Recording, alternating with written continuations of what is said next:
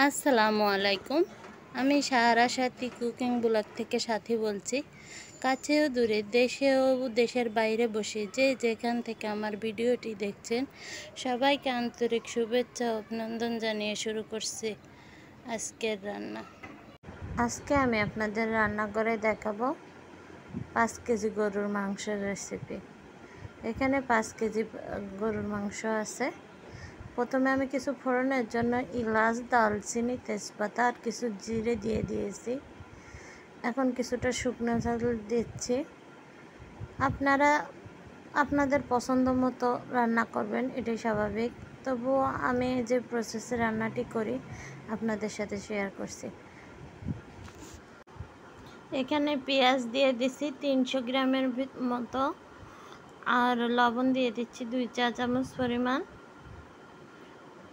লবণটি দিয়ে পেঁয়াজের সাথে ভালো করে মিশিয়ে নিচ্ছি।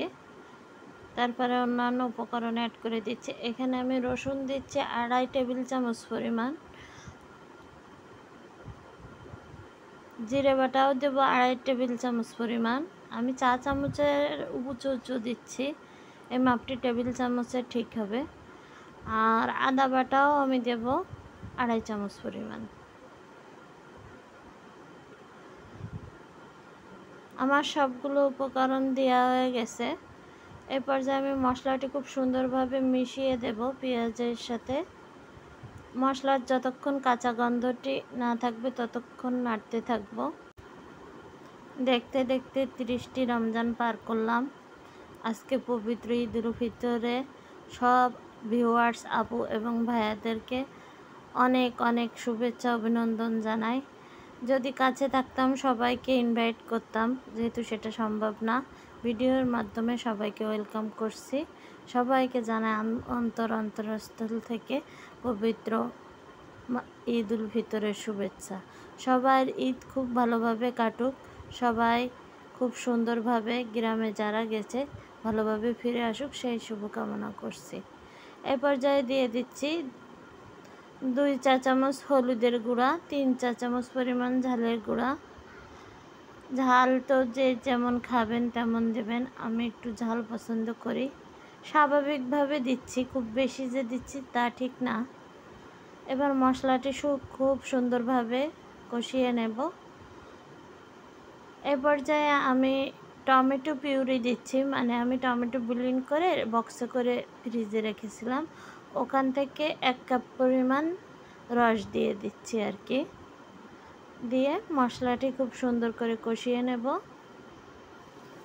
আগে পানি দিয়ে দিছি 1/2 কাপ পরিমাণ, এবার টমেটোটা দিয়ে দিচ্ছি।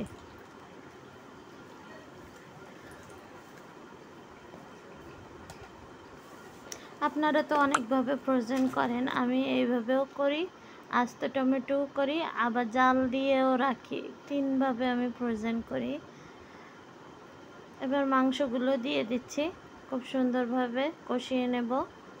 মাংস খুব সুন্দরভাবে কষাতে পারলে মাংসের টেস্টটা খুব সুন্দর আসে। মাংসগুলো অনেক চর্বি, এজন্য তেলের পরিমাণটা আমি একটু কম দিয়েছিলাম।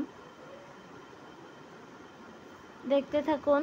আর আমার ভিডিওগুলো যদি আপনাদের কাছে ভালো লাগে, আমার রান্নাগুলো যদি আপনাদের পছন্দ হয়, তাহলে লাইক, কমেন্ট, শেয়ার করতে ভুলবেন না। অলরেডি যারা আমার চ্যানেলটি সাবস্ক্রাইব করেছেন তাদেরকে অনেক অনেক শুভেচ্ছা জানাই। আর এখনও পর্যন্ত যারা আমার চ্যানেলটি সাবস্ক্রাইব করেননি, আশা করব আমার ভিউয়ার্স আপু এবং ভাইয়াদের কাছে আমার চ্যানেলটি সাবস্ক্রাইব করে পাশে থাকবেন। বেল আইকনটি অন করে দেবেন, যাতে পরবর্তী কোনো ভিডিও ছাড়ার সাথে সাথে নোটিফিকেশনটি আপনার কাছে পৌঁছে যায়, আর আপনি আপনার সময় এবং মূল্যবান সময় সুযোগ মতো ভিডিওটি দেখে নিতে পারেন। আসলে আগে আমার ইউটিউব চ্যানেলে অনেক ভিউজ হতো, ইদানিং দেখছি খুবই কম ভিউজ হচ্ছে। কারণ কি আসলে বুঝতে পারছি না।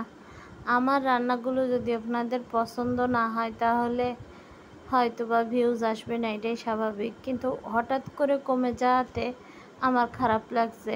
যদি প্রথম থেকে কম থাকতো তাহলে অবশ্যই টেনশন হতো না। এখন চেষ্টা তো করি আপনাদের মনের মতো রেসিপি দেওয়ার, হয়তো বা আপনাদের পছন্দ হচ্ছে না। যদি প্রিয় বোনটিকে এগিয়ে নিয়ে যেতে চান তাহলে সবাই সাবস্ক্রাইব করে আমার পাশে থাকবেন, আমাকে এগিয়ে যেতে সাহায্য করবেন।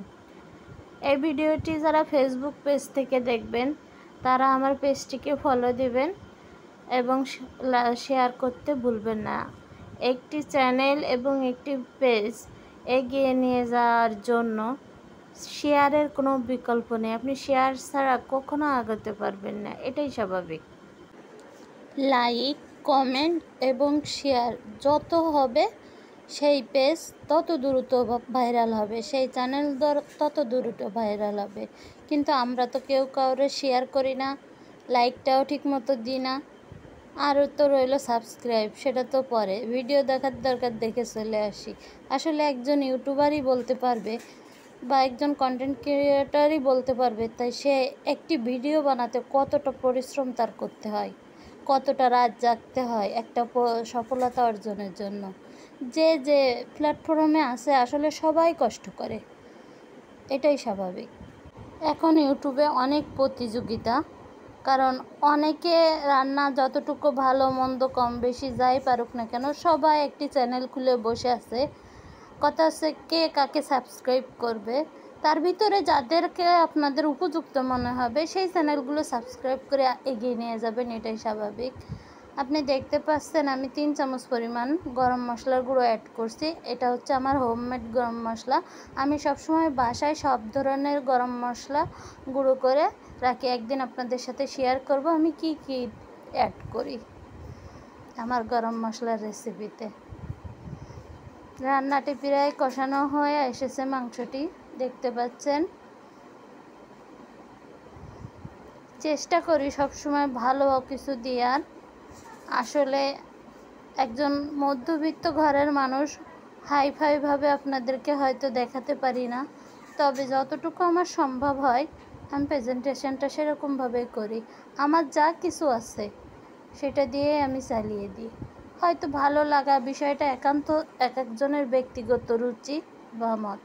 আপনাদের যাকে ভালো লাগবে আপনারা তাকেই সাপোর্ট করবেন, এটাই স্বাভাবিক।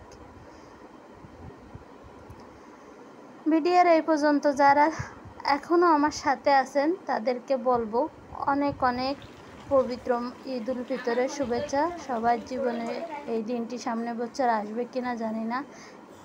আমি ঝোলের পানি দিয়ে দিয়েছি, সেটা স্কিপ হয়ে গেছে, গরম পানি দিয়েছি আমি। কারেন্ট চলে গিয়েছিল, এই জন্য আমি ওই ভিডিওটা করতে পারিনি। আসলে গরুর মাংস, মুরগির মাংস এগুলো রান্না করতে পারে না এমন কেউ নেই, জাস্ট প্রসেসটা এক একজনের এক এক রকম। ফাঁকে আমি এখানে 8টি রসুন দিয়ে দিয়েছি, আস্ত রসুন।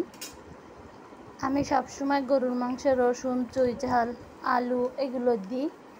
আমার গরুর মাংসে আলু খেতে খুব ভালো লাগে, জানি না কার কার ভালো লাগে। আলু রসুন এটাই আমার খুব ভালো লাগে। এত গরম পড়ছে যে দাঁড়ানো যাচ্ছে না চুলোর পাশে, প্রচুর গরম লাগছে। তবুও তুলনামূলক একটু শান্তিতে থাকি, যেহেতু আমি 3 তলার নিচতলায় থাকি, এজন্য রান্নাঘর বাদে আর ঘরের ভিতরে অতটা গরম লাগে না, কিন্তু রান্নাঘরে তো প্রচুর গরম লাগে। আমার রান্নাটা প্রায় হয়ে এসেছে, আর কিছু সময় পরে নামিয়ে নেব। আমি রান্নার পরে ভাজা জিরের গুঁড়ো অ্যাড করে দিচ্ছি, আপনারা কেউ দেন কিনা জানি না। এই যে এটা দিলে খুব সুন্দর একটি ফ্লেভার আসে আর খুব ভালোও লাগে। দেখা হচ্ছে পরবর্তী কোনো রেসিপি নিয়ে, সে পর্যন্ত সবাই ভালো থাকুন, সুস্থ থাকুন। আজকের মতো বিদায় নিচ্ছি, আল্লাহ হাফেজ।